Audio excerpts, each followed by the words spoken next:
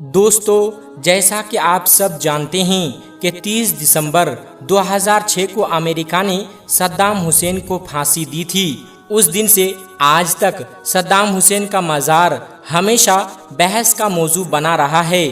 بہت سے لوگوں کا ماننا ہے کہ جس قبر میں صدام حسین کو دفن کیا گیا تھا، آج ان کا جسم مبارک وہاں موجود نہیں ہے۔ بعض لوگ کہتے ہیں کہ ان کی لاش کو کئی سال پہلے وہاں سے نکال لیا گیا تھا۔ آج کی اس ویڈیو میں ہم اسی موضوع پر بات کریں گے۔ آخر یہ دعویٰ کیوں کیا جاتا ہے؟ صدام حسین کی قبر کب اور کس نے کھولی؟ اور کچھ لوگوں کے مطابق جب قبر کھولی گئی تو وہاں ایسا کیا منظر دیکھا گیا جس نے سب کو حیران کر دیا؟ انہی دعووں اور روایات کے بارے میں آج ہم تفصیل سے بات کریں گے، اس لیے دوستو آج کی یہ ویڈیو آخر تک ضرور دیکھیں۔ اور اگر آپ اللہ تبارک و تعالیٰ کی قدرت پر یقین رکھتے ہیں اور اس پر بھروسہ کرتے ہیں تو آپ اس ویڈیو کو دل سے ایک لائک ضرور کر دیجئے، ساتھ ہی ساتھ اسے اپنے دوستوں کے ساتھ بھی شیئر کریں تاکہ زیادہ سے زیادہ لوگ اس معلومات سے واقف ہو سکیں۔ تو چلیے دوستو بغیر کسی دیر کے ویڈیو کا آغاز کرتے ہیں۔ دوستو اس وقت دنیا میں تقریباً 57 مسلم ممالک موجود ہیں۔ ان تمام ملکوں میں وقتاً فوقتاً بہت سے بڑے اور چھوٹے، اچھے اور برے حکمران آئے، لیکن اگر گزشتہ 50-60 سال کی بات کی جائے تو پوری مسلم دنیا میں جن رہنماؤں نے سب سے زیادہ شہرت اور طاقت حاصل کی، ان میں صدام حسین کا نام ضرور لیا جاتا ہے۔ یہ وہی صدام حسین تھے جنہوں نے ایک طویل عرصے تک عراق پر حکومت کی۔ اس زمانے میں وہ نہ صرف عراق کے طاقتور ترین حکمرانوں میں شمار ہوتے تھے بلکہ دنیا کے با اثر لیڈروں میں بھی ان کا نام لیا جاتا تھا۔ ان کی شہرت ایسی تھی کہ شاید ہی کوئی دوسرا عرب رہنما اس دور میں ان کا مقابلہ کر سکتا۔ بعد میں امریکہ نے ان پر کئی سنگین الزامات عائد کیے، پھر جنگ ہوئی، انہیں گرفتار کیا گیا، مقدمہ چلا اور آخرکار 30 دسمبر 2006 کو انہیں پھانسی دے دی گئی۔ دوستو ایک دلچسپ بات یہ بھی بتائی جاتی ہے کہ جس دن صدام حسین کو پھانسی دی گئی، اسلامی کیلنڈر کے مطابق وہ ذی الحجہ کی 10ویں تاریخ تھی، یعنی عید الاضحیٰ کا دن۔ یہی وجہ ہے کہ اس دن کو آج بھی بہت سے لوگ مختلف انداز میں یاد کرتے ہیں۔ ایک اور بات جس نے پوری دنیا کی توجہ اپنی طرف کھینچی وہ یہ تھی کہ صدام حسین کی پھانسی کی ویڈیو دنیا بھر میں نشر ہوئی۔ کروڑوں لوگوں نے ٹی وی اور موبائل پر وہ مناظر دیکھے اور یہ واقعہ تاریخ کی سب سے زیادہ دیکھے جانے والی واقعات میں شمار ہو گیا۔ روایات کے مطابق جب صدام حسین کو جیل میں رکھا گیا تو ان کی حفاظت کے لیے 12 خصوصی کمانڈر تعینات کیے گئے تھے۔ یہ سب اپنے اپنے شعبے کے ماہر فوجی تھے، لیکن بعد میں انہی میں سے بعض افراد نے یہ دعویٰ کیا کہ یہ وقت گزرنے کے ساتھ ان کے دل میں صدام حسین کے لیے احترام پیدا ہو گیا تھا۔ انہی محافظوں میں سے ایک شخص نے بعد میں ایک کتاب بھی لکھی جس میں اس نے اپنے تجربات بیان کیے۔ اس کتاب میں اس نے دعویٰ کیا کہ صدام حسین کی شخصیت کے کئی ایسے پہلو تھے جن سے دنیا واقف نہیں تھی۔ اسی کتاب کے مطابق جب صدام حسین کو اس ٹیم کے حوالے کیا جا رہا تھا جو انہیں پھانسی دینے والی تھی تو بعض محافظ جذباتی ہو گئے تھے، ان کی آنکھوں میں آنسو آ گئے۔ کتاب میں ایک اور جگہ بھی یہ لکھا ہوا ہے کہ صدام حسین نے اپنے آخری دنوں میں نہایت نرم مزاجی اور صبر کا مظاہرہ کیا۔ مصنف کے مطابق ان کا رویہ ایسا تھا کہ دیکھنے والوں کو یقین کرنا مشکل ہو جاتا تھا کہ یہی شخص کبھی ایک سخت مزاج حکمران بھی رہا ہوگا۔ دوستو اسی کتاب میں یہ بھی بیان کیا جاتا ہے کہ صدام حسین کو میٹھی چیزیں بہت زیادہ پسند تھی۔ کھانے پینے کے معاملے میں بھی وہ مختلف قسم کے ذائقے آزمانا پسند کرتے تھے۔ کہا جاتا ہے کہ اپنی زندگی کے آخری دنوں تک انہوں نے اپنے روز مرہ کی عادتوں کو زیادہ تبدیل نہیں کیا تھا۔ ان کے ساتھ آخری وقت گزارنے والے بعض امریکی فوجیوں کے مطابق جب انہیں پھانسی گھاٹ کی طرف لے جایا جا رہا تھا تو انہوں نے ایک خاص درخواست کی۔ انہوں نے کہا کہ انہیں پہننے کے لیے ایک کوٹ دیا جائے۔ پہلے تو لوگوں نے اس بات پر زیادہ توجہ نہیں دی، لیکن جب انہوں نے یہی درخواست دوبارہ کی تو آخر انہیں ایک کوٹ دے دیا گیا۔ جب ان سے پوچھا گیا کہ وہ آخری وقت میں کوٹ کیوں مانگ رہے ہیں تو روایت کے مطابق انہوں نے جواب دیا کہ آج موسم بہت سرد ہے، مجھے ڈر ہے کہ اگر سردی کی وجہ سے میرا جسم کانپنے لگے تو میری قوم یہ نہ سمجھے کہ میں موت کے ڈر سے کانپ رہا ہوں۔ میں چاہتا ہوں کہ میرے لوگ مجھے آخری لمحے تک مضبوط اور پرسکون دیکھیں۔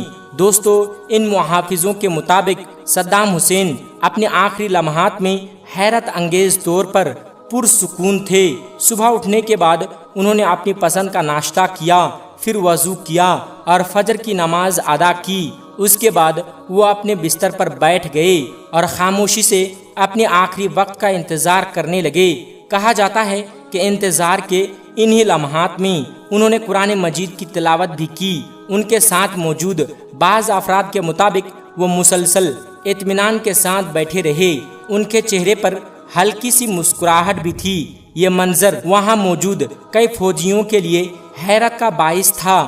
بعض نے بعد میں بیان کیا کہ وہ سوچ رہے تھے کہ آخر ایک انسان اپنی زندگی کے آخری چند لمحوں میں اتنا مطمئن اور پرسکون کیسے رہ سکتا ہے۔ دوستو، جب پھانسی کا عمل مکمل ہو گیا تو صدام حسین کی میت کو ہیلی کاپٹر کے ذریعے عراق کے شہر تکریت کے قریب ان کی آبائی گاؤں لے جایا گیا۔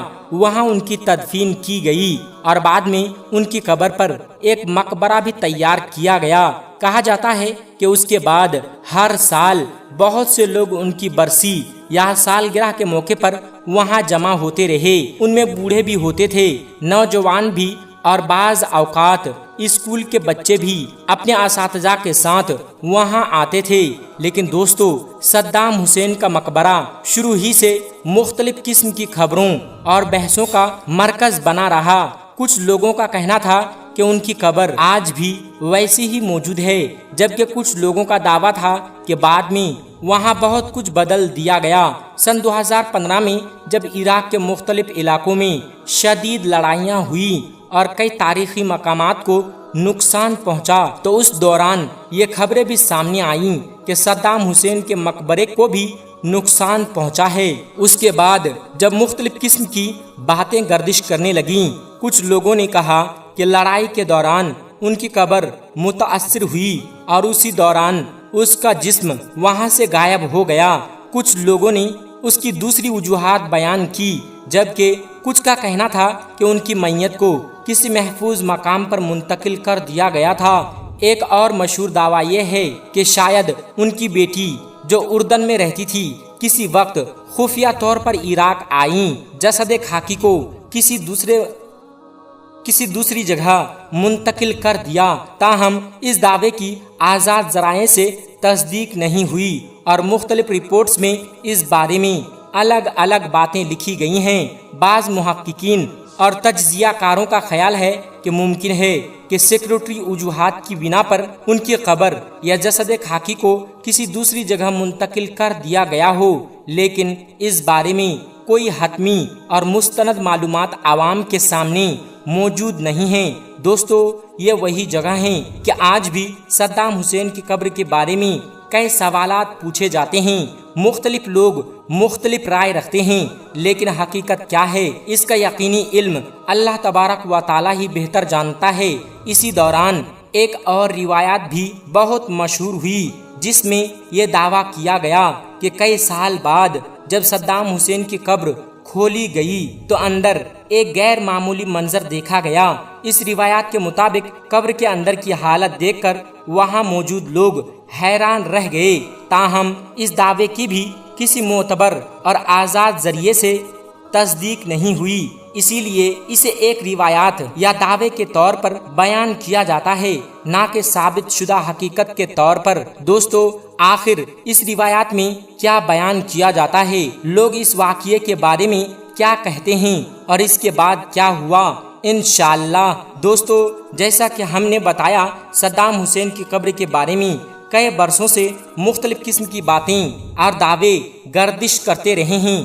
دوستو، آج کی اس ویڈیو میں ہم آپ تمام لوگوں کے ساتھ مسجدوں سے جڑی ایک ایسی اہم اور دلچسپ معلومات شیئر کرنے جا رہے ہیں جو شاید پورے یوٹیوب پر آپ کو کہیں اور دیکھنے نہیں ملے گا۔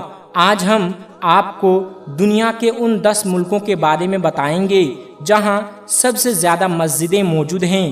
اس کے ساتھ ساتھ ہم آپ کو یہ بھی بتائیں گے کہ پوری دنیا میں مسجدوں کی کل تعداد کتنی ہیں اور دنیا کی 5 سب سے بڑی اور سب سے خوبصورت مسجدیں کون کون سی ہیں اور وہ کن کن جگہوں پر واقع ہیں۔ اس لیے اگر آپ ایک مسلمان ہیں تو آج کی یہ ویڈیو آپ کے لیے بے حد خاص ہونے والی ہے۔ آپ سے گزارش ہے کہ اس ویڈیو کو آخر تک ضرور دیکھیے۔ تو چلیے دوستو، بغیر دیر کیے شروعات کرتے ہیں۔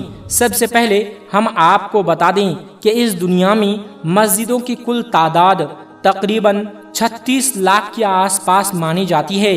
اب آگے ہم آپ کو ان 10 ملکوں کے بارے میں بتائیں گے جہاں پوری دنیا میں سب سے زیادہ مسجدیں موجود ہیں، یعنی جن ملکوں میں مسجدوں کی تعداد سب سے زیادہ ہیں۔ Number 1، Indonesia. دوستو، دنیا میں سب سے زیادہ مسجدوں والے ملکوں میں سب سے پہلا نمبر آتا ہے انڈونیشیا کا۔ ہم آپ کو بتا دیں کہ انڈونیشیا میں کل مسجدوں کی تعداد تقریباً 8,15,000 ہیں۔ ان 8 لاکھ سے زیادہ مسجدوں کے ساتھ انڈونیشیا مسجدوں کے معاملے میں دنیا کا پہلے نمبر والا ملک ہے۔ نمبر 2، بھارت۔ دوستو، آپ کو یہ جان کر بہت خوشی ہوگی کہ دنیا میں سب سے زیادہ مسجدوں والے ملکوں میں دوسرے نمبر پر آتا ہے ہمارا پیارا ملک بھارت۔ ہمارے ملک بھارت میں کل مسجدوں کی تعداد تقریباً 3 لاکھ ہیں۔ ان 3 لاکھ مسجدوں کے ساتھ بھارت مسجدوں کے معاملے میں دوسرے نمبر پر بنا ہوا ہے۔ نمبر 3، بنگلہ دیش۔ دوستو، دنیا میں سب سے زیادہ مسجدوں والے ملکوں میں تیسرے نمبر پر آتا ہے ہمارا پڑوسی ملک بنگلہ دیش۔ ہم آپ کو بتا دیں کہ بنگلہ دیش میں کل مسجدوں کی تعداد تقریباً 2.5 لاکھ ہے، یعنی پورے بنگلہ دیش میں تقریباً 2.5 لاکھ مسجدیں موجود ہیں۔ ان 2.5 لاکھ مسجدوں کے ساتھ بنگلہ دیش مسجدوں کے معاملے میں دنیا میں تیسرے نمبر پر ہیں۔ دوستو، ویڈیو میں آگے بڑھنے سے پہلے اگر آپ مسلمان ہونے پر فخر محسوس کرتے ہیں تو دل سے اس ویڈیو کو ایک لائک ضرور کریں۔ نمبر 4، پاکستان۔ دوستو، دنیا میں سب سے زیادہ مسجدوں کے معاملے میں ہمارا پڑوسی ملک پاکستان چوتھے نمبر پر آتا ہے۔ ہم آپ کو بتا دیں کہ پاکستان میں کل مسجدوں کی تعداد تقریباً 1 لاکھ ہے، یعنی پورے پاکستان میں تقریباً 1 لاکھ مسجدیں موجود ہیں۔ نمبر 5، مصر۔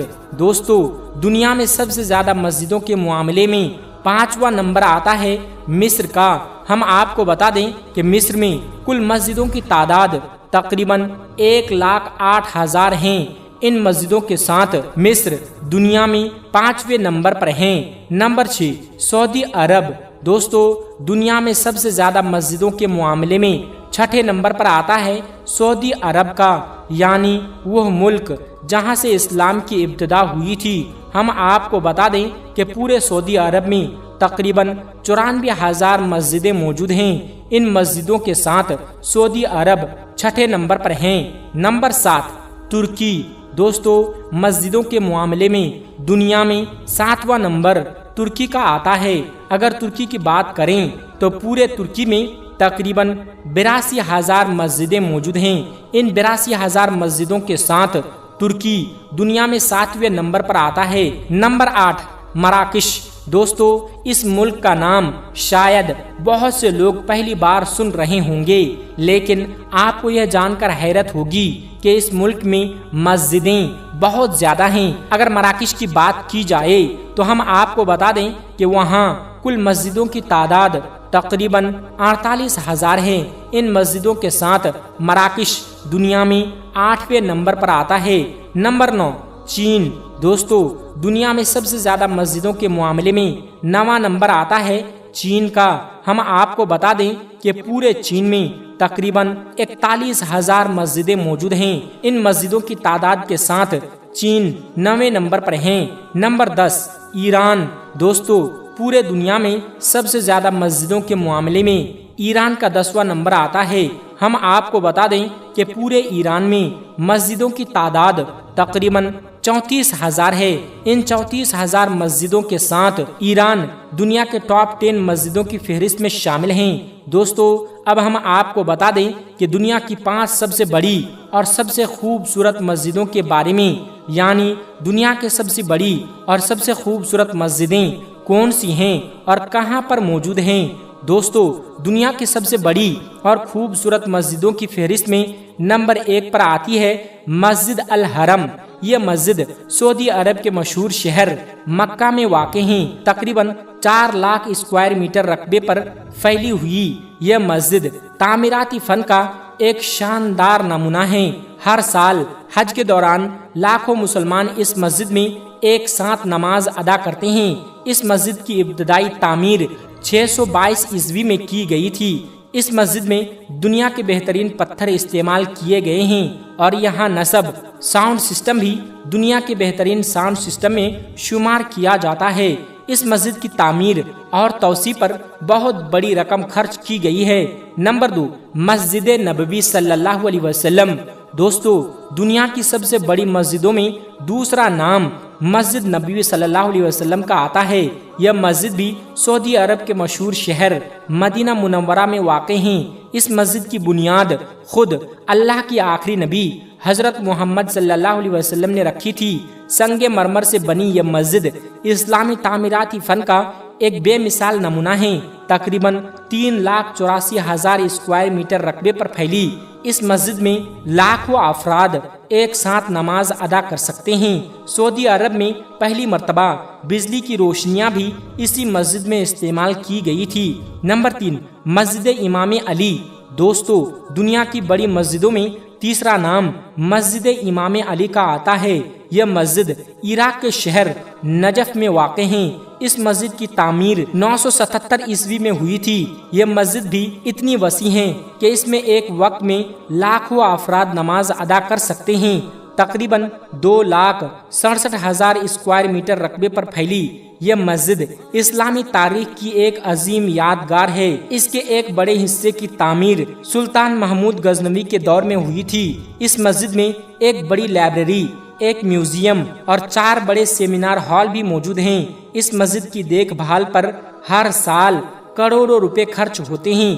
نمبر 4 مسجد استقلال۔ دوستو دنیا کی سب سے بڑی مسجدوں میں چوتھا نام مسجد استقلال کا آتا ہے۔ یہ مسجد انڈونیشیا کی دارالحکومت جکارتا میں واقع ہے۔ یہ مسجد اپنے رقبے اور شاندار تعمیراتی انداز کی وجہ سے پوری دنیا میں مشہور ہے۔ یہ انڈونیشیا کی قومی مسجد بھی ہے۔ اس کی تعمیر 22 فروری 1978 میں مکمل ہوئی تھی۔ اس مسجد میں ایک وقت میں 2 لاکھ سے زیادہ افراد نماز ادا کر سکتے ہیں۔ یہ انڈونیشیا کی سب سے بڑی اور دنیا کی بڑی مسجدوں میں شمار ہوتی ہے۔ نمبر 5 مسجد حسن دوم۔ دوستو دنیا کے 5ویں بڑی اور خوبصورت مسجد مسجد حسن دوم ہے۔ یہ شاندار مسجد مراکش کے شہر کا سابلانکا میں واقع ہے۔ اس مسجد کی تعمیر جدید ترین ٹیکنالوجی استعمال کی گئی ہے۔ اس کا ایک حصہ سمندر کے کنارے اور ایک حصہ سمندر کے اوپر تعمیر کیا گیا ہے۔ مسجد کے کچھ حصے میں شیشے کا فرش بھی بنایا گیا ہے جہاں سے نیچے سمندر کا پانی صاف نظر آتا ہے۔ اس مسجد کی مینار دنیا کی بلند ترین میناروں میں شمار ہوتی ہے اور اس پر نصب لیزر لائٹیں تقریباً 30 کلومیٹر دور سے بھی دیکھی جا سکتی ہے۔ اس مسجد کی تعمیر میں تقریباً 35,000 مزدور روزانہ کام کرتے تھے اور اسے مکمل ہونے میں تقریباً 15 سال لگے۔ دوستو یہ تھی دنیا کی 5 سب سے بڑی اور خوبصورت مسجدیں۔ اس کے علاوہ بھی دنیا میں سینکڑوں ایسی مسجدیں موجود ہیں جو نہایت بڑی اور بے حد خوبصورت ہے اور جن میں ایک وقت میں لاکھوں افراد نماز ادا کر سکتے ہیں۔ لیکن یہ 5 مسجدیں دنیا کی نمایاں ترین مسجدوں میں شمار کی جاتی ہے۔ اللہ کے پیارے نبی حضرت محمد صلی اللہ علیہ وسلم نے فرمایا کہ دنیا میں جو شخص مسجد بنائیں یا مسجد بنانے میں کسی بھی طرح مدد کرے، اللہ تبارک و تعالی اس کے لیے جنت میں ایک گھر تیار فرماتا ہے۔ اللہ تعالی ہم سب کو اپنی مسجد کو آباد کرنے اور 5 وقت کی نماز ادا کرنے کی توفیق عطا فرمائیں، آمین یا رب العالمین۔